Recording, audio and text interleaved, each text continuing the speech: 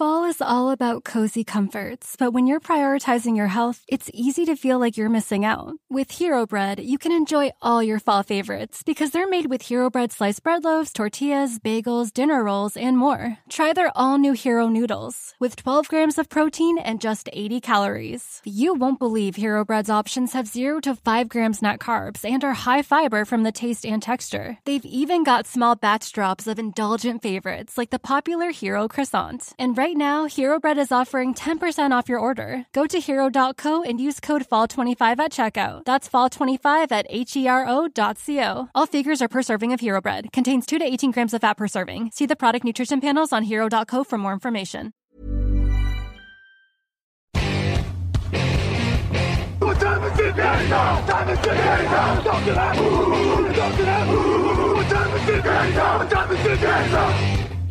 Salut tout le monde, bienvenue dans un nouvel épisode des pastilles de preview Touchdown Actu pour la saison 2025. Je suis Raoul Villeroy, je suis ravi de vous retrouver aujourd'hui avec Raphaël Masmejean sous le soleil de la Floride dans ce podcast thème récurrent depuis hier. Ça va Raphaël, pas trop chaud? Pas trop chaud, ça va. Écoute, un peu humide cette Floride, hein. Oui, bah oui. Et puis attention, les alligators peuvent être un peu coriaces, mais on a quitté Miami où nous étions hier pour bouger sur la côte ouest de la Floride à Tampa Bay. Et on va s'intéresser aujourd'hui aux Buccaneers.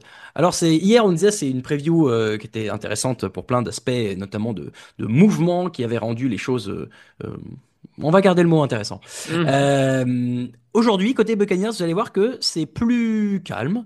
On n'a pas bougé trop de choses sur le terrain. On peut peut-être commencer par la première vraie perte qui peut les impacter. Et ça se situe plutôt dans le coaching staff, Raphaël, puisqu'ils ont perdu leur coordinateur offensif, Liam Cohen, qui est parti coacher Jacksonville et les Jaguars. Bon courage à lui.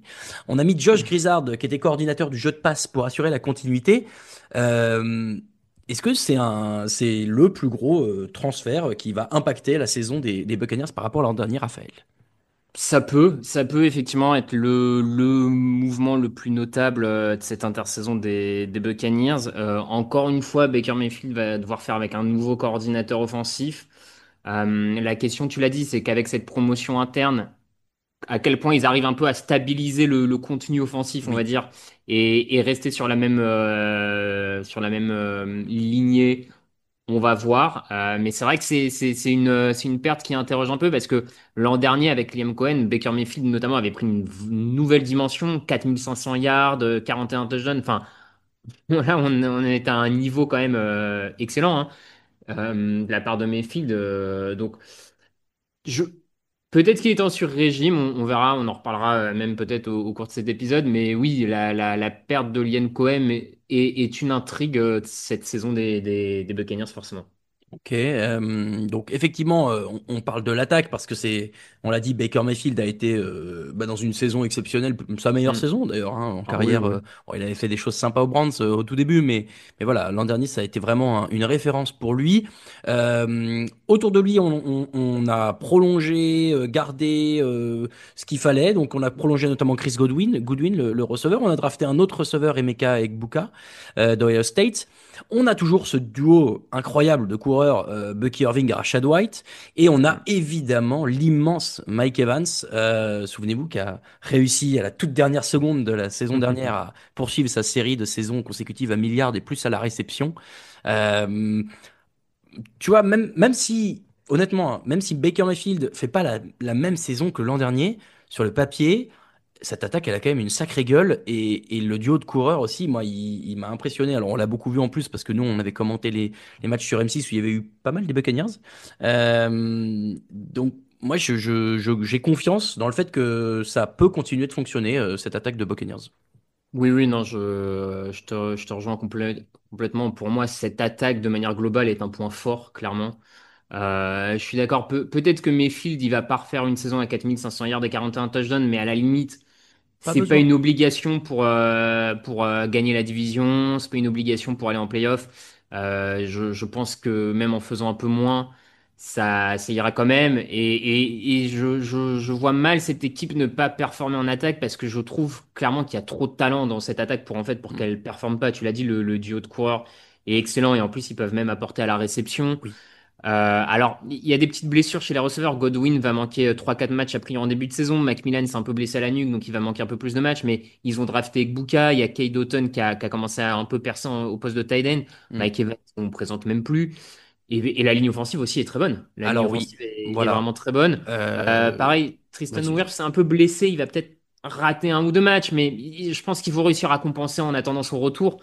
Donc pour moi, enfin, il y a tellement de bons joueurs dans cette attaque que franchement, même si le coordinateur offensif est un peu moins bon, un peu moins inspiré, c'est une attaque qui va te permettre d'être dans tous Ouais, les matchs. ouais, ouais.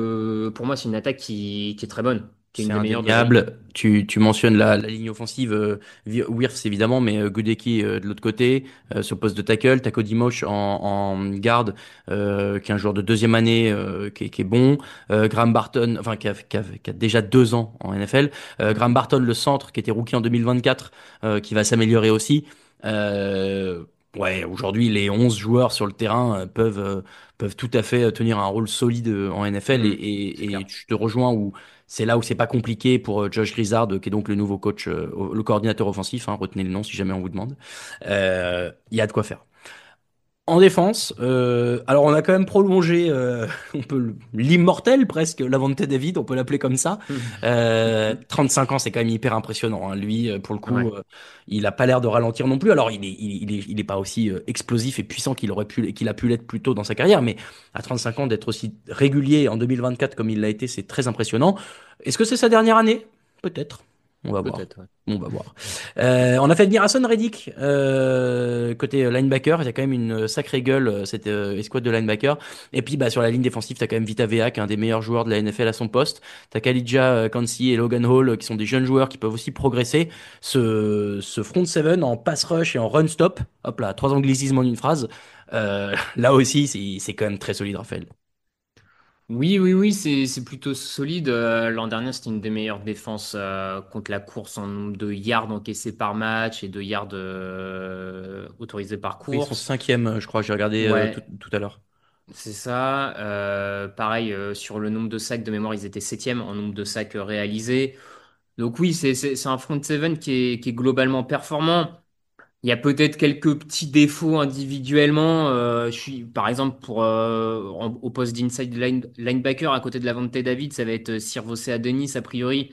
Bon, voilà, c'est pas au niveau. Et il y a peut-être comme ça, individuellement, des joueurs qui, à mon sens, sont pas forcément au niveau, mais le collectif est suffisamment bien coaché et solide pour que, oui, ce front seven soit encore bon. Je pense qu'il peut encore progresser. C'est là où l'ajout d'Hassan Reddick sur le pass rush Ouais. peut peut-être faire encore passer un cap à cette défense. Et voilà. Mais non, non, c'est globalement solide, ouais. Bon, bah donc il ne reste plus que les lignes arrière en défense. Alors, est-ce que ça devient fatalement le point faible de cette équipe? Ça veut pas dire qu'ils sont mauvais, mais aujourd'hui, c'est là où il y a peut-être le moins Mm. d'éléments de réassurance à l'orée de cette saison. Alors l'an dernier, ils avaient d'autant plus galéré qu'Antoine Winfield s'était blessé. Est-ce que avec lui, ça ira mieux cette saison? On espère. Ils ont fait, alors ils ont signé, c'est eux qui ont eu la chance de signer le célébrissime Shiloh Sanders, frère d'eux et fils d'eux. Et ils vont drafter aussi un cornerback, Benjamin Morrison, au deuxième tour. C'est peut-être ça que je surveillerai aujourd'hui du côté des Buccaneers, c'est la ligne arrière, les secondary, comme on dit en anglais. Mm. Alors, ouais, ouais, ouais. Alors, ce qui est sûr, c'est que ça a été un point faible l'an dernier, hein. C'est une des équipes qui ont encaissé le plus de yards à la passe. Oui, cinquième en Euh, l'occurrence. Tu vois, ils étaient cinquième en défense au sol, et ils c'est étaient la ça. pire cinquième en défense aérienne. C'est ça. Donc, forcément, ça va. C'est un secteur de jeu qui, là, au début 2025, paraît faible et le point faible de l'équipe et donc à surveiller. Après, comme tu dis, ils ont fait des ajouts. Il y a aussi Jacob Parrish, pardon, qui a été drafté au troisième tour au Ouais, poste de cornerback. Le jeune Takey Smith, qui était cornerback l'an dernier, qui a été drafté et repositionné au poste de ouais. safety. Tu l'as dit, Antoine Wilfield doit revenir. Jamal Dean a fait une pas mauvaise saison pour le coup d'un point de vue individuel. Donc, Et Zion McCollum, ouais, je trouve pour le coup, c'est un enfin, c'est une escouade qui a pas été au niveau l'an dernier, mais qui sur le papier pourrait peut-être surprendre positivement cette saison. Je dis pas que ça va être le cas, et donc pour moi, c'est un point faible parce qu'il n'y a pas de certitude là-dessus. Ouais. Et comme c'est une équipe qui vise les playoffs, blabla, c'est un point faible de ne pas avoir de certitude là-dessus. Mais tu me dis qu'à la fin de la saison 2025, cette escouade est passée dans les des 5 équipes qui encaissent le plus de yards à la passe à milieu de tableau ou peut-être un peu mieux. Je tomberai pas des nues. Non, non. Je suis d'accord. Et en fait, pour moi, c'est presque, alors, c'est un point faible aujourd'hui, du fait du reste de l'effectif. Mais pour Hmm. moi, c'est le facteur X de cette équipe aussi. Ouais. C'est-à-dire que, c'est peut-être ça qui peut les aider à faire une très belle saison. Parce qu'aujourd'hui, ils ont de quoi faire une belle saison. Ce qui peut les aider à Hmm. faire une très belle saison. Et pourquoi pas à gagner un match de playoff. Pourquoi pas? Parce que Oui. si tu gagnes Bah ta oui, oui. division, bah, ça veut dire que tu joues à domicile une wild card. Pourquoi pas? Voilà, pour moi, ça passe par cette défense aérienne qui a effectivement les armes sur le papier, mais qui doit prouver. On parlait des Falcons il y a quelques jours et des jeunes joueurs offensifs qui ont mis du temps à arriver tous au bon niveau. Bah, on est peut-être un peu dans cette situation-là. Alors, ils sont un peu moins jeunes là du côté de la ligne arrière, encore que. Mais c'est peut-être cette idée-là. C'est qu'aujourd'hui, tout le monde doit y arriver. Et s'ils arrivent tous les quatre, ouais, avec les mecs en remplacement, hein, à tenir la baraque. Eh ben, pourquoi pas, hein? Ouais, ouais, je suis d'accord avec toi sur le côté Factor X de tes squads. Si elles progressent vraiment, leur défense change de dimension et devient plus intimidante dans les airs et donc mécaniquement progresse. Et donc c'est toute la défense, enfin, c'est un peu dépensif, mais toute la défense progresse également. Donc oui, je les vois bien en Factor X, effectivement. Et comme tu l'as dit, c'est ce qui, pour moi, ça fait partie des choses qui peuvent permettre à Tampa Bay de passer d'équipe prétendante au playoff à plus. Et puis surtout, on l'a pas dit parce que c'est pas un changement ou quoi, mais le coach c'est Todd Bowles. Todd Bowles Mm. c'est un excellent coach, on le voit depuis qu'il attend Tampa Bay. C'était déjà un excellent coordinateur défensif. Donc s'il y en a un qui peut tirer le meilleur d'une défense, c'est lui aussi. Et donc pour ça, moi ça me rassure quand même sur le fait que tous ces mecs-là mis ensemble, ils ont le bon encadrement pour réussir à performer au mieux. Ouais. Ouais, ouais, non, mais effectivement, ils sont dans un contexte qui normalement doit leur permettre de progresser. Ouais. Mm, mm. Ok, bah écoute, plutôt positive cette saison qui s'annonce pour les Buccaneers, en tout cas sur le papier. Mm. On l'a dit quand on a parlé des Falcons il y a quelques jours, la NFC Sud est pas loin d'être la division la plus prenable pour une équipe avec leur capacité aujourd'hui. Il y a évidemment cette rivalité qui va se jouer avec les Falcons, mais sinon ils croisent avec la FC Est, qui à part les Bills est largement prenable. En NFC West, il y a deux, trois matchs jouables, San Francisco, Seattle, Arizona. Bon, c'est pas loin d'être à leur portée quand même, quoi. Et puis, alors ils prennent les Texans, les Lions et les Eagles. Ça, c'est pas facile. Et c'est peut-être ça où ils vont avoir un peu de mal par rapport au calendrier de leurs adversaires Mm. d'Atlanta. Euh, Malgré tout, moi, je les vois bien à 10, 11 victoires peut-être. Ouais, pareil, j'ai mis 10-11 champions de NFC Sud. Je les vois prendre la division. Je les vois quand même en avance. On en parlait il y a quelques jours. Je les vois en avance par rapport aux Falcons en termes Ouais. de qualité, tout ça. Donc 10-11 victoires si ça se passe bien. Ouais, dans ces eaux-là. Et donc, un match de playoff. Et puis, bah, projetons-nous un tout petit Après, peu. Est-ce qu'ils ouais. peuvent gagner un match de playoff à domicile? Ça Oui, dépend oui, qui est en face, suivant. évidemment, hein, mais. Bien sûr, oui, oui, suivant sur qui ils tombent, ils peuvent gagner un match de playoff. Voilà. Après, moi, le petit souci, et nos auditeurs pourront aller lire la fiche parce que pour le coup, c'est moi qui l'ai écrit. Ah, J'ai une petite interrogation un peu sur le plafond de verre de cette équipe et je les vois bons, mais peut-être pas très bons et je sais pas vraiment ce qu'il leur faut pour être très bons et passer un cap. Voilà, c'est un peu ok. ce qui me. C'est vrai que l'an dernier, alors pour rappel, ils gagnent leur division, donc ils se qualifient Hmm, pour les playoffs et ils jouent les Commanders ouais. en wild card et ils perdent 20-23. Alors les Commanders, en plus, voilà, on l'a vu, qu'on fait ce parcours assez exceptionnel, on peut le dire, hein, en Oui, c'est playoff clair. derrière, en allant battre les Lions et qui perdent ensuite face aux Eagles, bon, dans un match un peu particulier. Euh, voilà, Je comprends ce que tu veux dire sur aujourd'hui, il manque peut-être une petite étincelle, un petit truc qui fait Hmm. que cette équipe est très impressionnante et malgré tous les points positifs qu'elle a, assure à ce niveau-là. C'est difficile c'est intangible quoi, Ouais, c'est des trucs on peut c'est pas trop intangible. les ouais. Non, mais il y a toujours une part un peu d'intangible hein, sur les équipes qui vont loin en playoff. Ce petit truc en plus qui est pas toujours explicable, quantifiable. Et je sais pas si ces Buccaneers-là l'ont. Voilà, Est-ce c'est. que, mais tu sais, c'est maintenant que ça fait longtemps que toi et moi on suit la NFL et qu'on fait ce jeu des previews et même des pronostics chaque semaine, tu as ce truc qui est quand même le passif historique de la franchise. Et oui, ils ont gagné il n'y a pas longtemps en plus, hein, un Super Bowl avec Hmm. Tom Brady dans des conditions un peu plus particulières, certes. Mais cette équipe des Buccaneers, elle ne te frappe pas quand tu penses de prime abord aux favoris de la NFL comme l'une des équipes prétendantes au titre final de par son passé récent, lointain, ce que tu veux. Mais c'est peut-être ça aussi qui fait qu'aujourd'hui, on a du mal à les positionner encore plus fort que ce qu'on dit, parce que bah, peut-être qu'ils nous l'ont pas prouvé et qu'on attend juste d'être convaincu.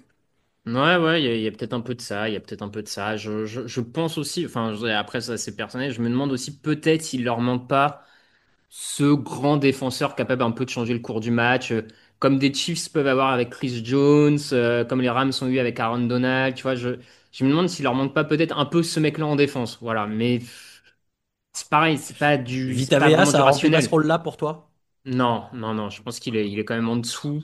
Il est quand même en dessous. C'est un peu de l'irrationnel et je me Oui, demande. Mais bon, les Eagles l'an dernier ont prouvé qu'avec un groupe très très bien coaché en défense, tu peux aussi être complètement dominant et oui. écraser tout le monde. Donc voilà, Ouais, présomption de talent et de c'est coaching ça. pour Todd Bowles. Moi, honnêtement, tu vois, on a Non, dit mais la oui. défense arrière, c'est le point faible, mais c'est pour moi vraiment un facteur X. Et donc, bah voilà, une a priori belle saison qui s'annonce pour les Buccaneers. Donc, suivez ça de près. Et puis, si ça se trouve, ils vont complètement se ramasser. On aura l'air de zinzin. Euh, on n'espère pas pour eux, évidemment. Et ben voilà, c'est tout pour aujourd'hui. Merci beaucoup. Alors, vous retrouverez demain Raphaël, mais sans moi, hélas, Aïe, aïe, aïe. je ne suis plus au micro avant la rentrée. Alors, je dis hélas, non, hein, puisque je rends son siège finalement à l'estimé Luc Avola. Donc, vous vous y retrouverez au change. Demain, Raphaël, vous parlez des Detroit Lions. J'ai très hâte d'écouter ça. C'est une saison qui s'annonce aussi passionnante pour cette équipe de Mhm. Détroit après un parcours historique. N'oubliez pas donc d'aller lire la preview écrite par Raphaël, hein, puisque voilà, tout ce qu'on vous a dit là, Raphaël l'aura aussi très bien mis à l'écrit sur le site de Touchdown Actu. Et puis pour tout le reste de l'actualité de la NFL avant la saison, avec tout ce qui viendra aussi de petits teasers sur plein de choses, de power ranking évidemment, qu'on fera en amont de la saison.